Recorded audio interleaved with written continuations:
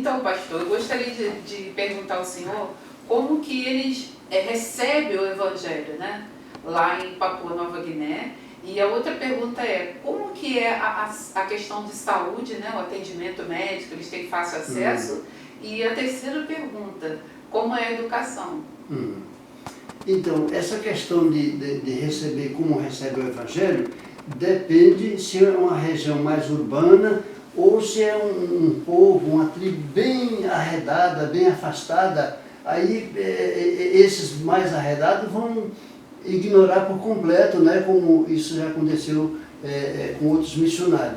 Mas nas regiões urbanas, hoje, existem praticamente as denominações que nós temos aqui no Brasil, né, nas cidades, né, de forma que eles recebem com curiosidade e qualquer gringo ou estrangeiro como tal, se ele começar a pregar em qualquer lugar, o povo aglomera ali, não é?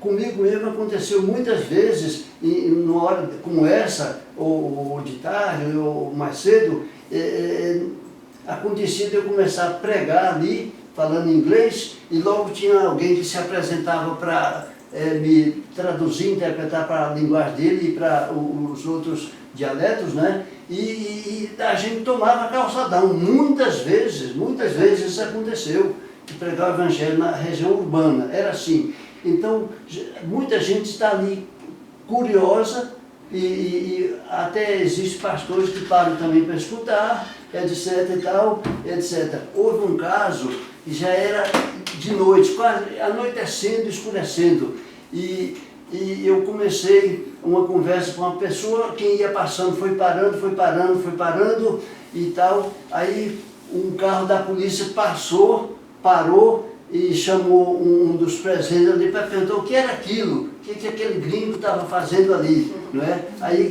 que quando eles foram atendidos, foram embora, né? Mas aí aconteceu uma coisa interessante, chegou uma senhora, assim, ilustre, e ela viu que eu estava pregando só em inglês, e ela entrou, pediu licença e começou interpretando para quem estava chegando ali, não é? Aí depois aqui, mais tarde, eu estava usando um manual, o livro Coração do Homem, e ela ficou muito interessada, e eu falei com ela, não, pode ficar tranquilo que eu vou trazer um para você, não é? E depois que eu descobri que ela era adventista do 7º dia, foi a minha intérprete naquele culto, já escurecendo, mas já estava assim, ó, de muita gente me ouvindo ali, graças a Deus. Então esse é o aspecto de receber a parte, como é que eles recebem o evangelho, né? Então, nesse caso, a gente não sabe para que igreja que ele vai, ou se vai, né? Mas há muita curiosidade para saber o que a gente está falando ali. Agora, no que diz respeito à saúde, como foi a sua pergunta, existe uma coisa interessante. Não há aquelas especialidades como nós temos aqui no Brasil e tal. A saúde, com todo respeito, mas é tipo assim, quebra-galho. Existem os hospitais e a pessoa, se tiver um doente, ela pode ir com a família toda, se instalar e passar a semana toda e lavar roupa por lá e não falta comida. Agora, não há muitos médicos capacitados como deveria, né? E remédio é um problema sério. Nós nos vimos abraços com eles chegando e pedindo comprimidos ou qualquer outra coisa que pudesse mitigar aquela questão da saúde. E é a saúde de lá. Tanto é que os missionários de outros países normalmente vão para a Austrália ou para os Estados Unidos, onde podem alcançar um melhor atendimento, né? Porque não existe uma saúde como deveria.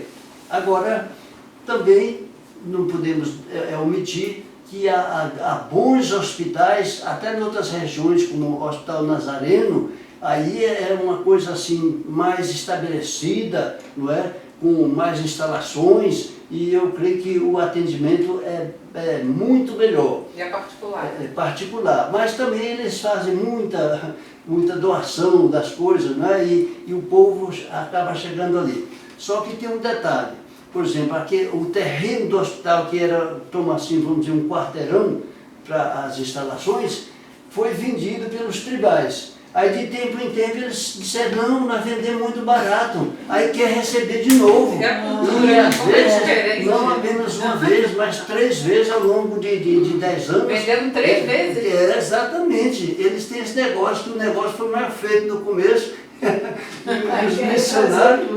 Vê a evolução e quer ganhar mais, né? Exatamente.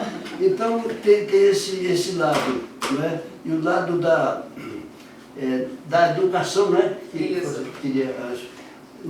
Respondendo, esse lado também é muito carente, muito necessitado, e foi uma porta que Deus nos abriu. Logo que nós começamos, foi com uma escola de um curso bíblico, assim, desses mais iniciais, né? E começamos, e eu encontrei um senhor que era evangélico, e ele passou a me respaldar. Era empresário e ele me acolheu e deu todo o respaldo para nós começarmos um Instituto Bíblico, né? Na cidade de Monte Hagen, na região montanhosa lá da Papua. E deu todo o apoio e nós começamos do nada, do zero, e fomos equipando até ter mesas, cadeiras, salas e inclusive uma boa biblioteca para pesquisas, etc. e tal. E nós fomos trabalhando, aproveitando esse embalo. E fomos tivemos ali de 8 a 10 denominações representadas, né? Tal. E foi muito interessante e muito lucrativo aquela iniciativa. E entre aqueles alunos havia um pastor, que é um grande cristão até, posso dizer, chamado Mela Andacan. O Mela Andacan, ele respondia por 56 igrejas naquele interior. 56 igrejas. E era aluno nosso ali. Entendeu? Então, observe. Ele era tipo o quê? Um coordenador das igrejas, uma Exatamente. convenção das igrejas? Ele tinha um grande testemunho, ele tinha muita responsabilidade e tal, ele era um homem respeitado mesmo, né? Para o qual eu mesmo tirava o chapéu, né? Mas era assim. E de forma que nós, então, em 1 ano e meio, tivemos a oportunidade de formar a primeira turma. Inclusive, sem a gente saber, a gente estava formando o nosso primeiro pastor, que está lá, o pastor Malte Chiappe, está lá ainda. Então, irmãos, essa área da educação, ela, como minha esposa gosta de se referir, que enquanto a gente estava alavancando aquela coisa do Instituto, um líder tribal nos procurou. Ele disse, missionário, olha, nós temos crianças muito pequenas que não dão conta de ir caminhando até onde tem a escola. Quem sabe, você teria condição de abrir uma escola lá para o nosso povo, lá mais perto para essas crianças. Aí estudamos a situação, era numa região chamada Polga, a 30 quilômetros da cidade.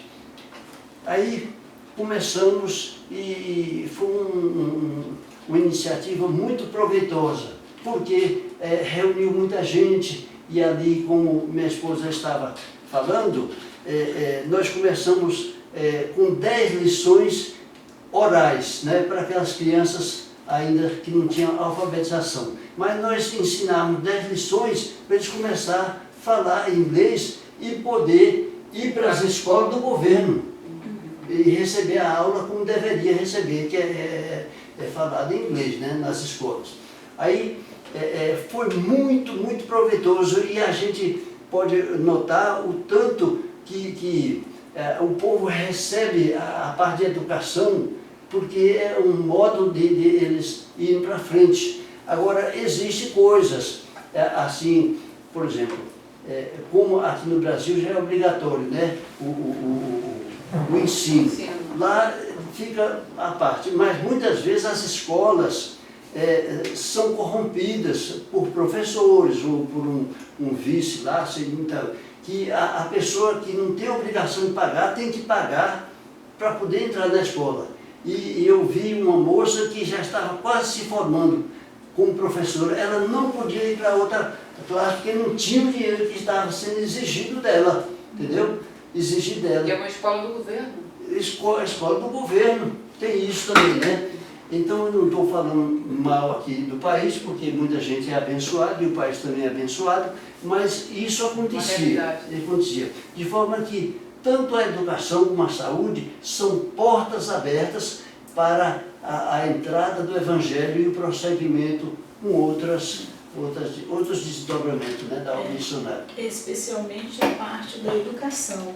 Sim. Né? Então, o professor é uma peça-chave, entendeu? Nessa área aí do Evangelho entrar, especialmente nas aldeias, onde as crianças têm muita carência nessa área, a começar pela comunicação, né, da língua, que eles não entendem nada de inglês, e é um modo de você realmente alcançar, você entrar, começar a dar os passos básicos, né, de inglês para essas crianças, e ali você vai exatamente conquistando o povo, ou seja, é um gancho para você entrar com o Evangelho, essa área da educação, especialmente nas aldeias. E esse foi o nosso passo inicial, né, lá na aldeia Polga, para depois haver a plantação, sabe, da igreja. Começou exatamente assim.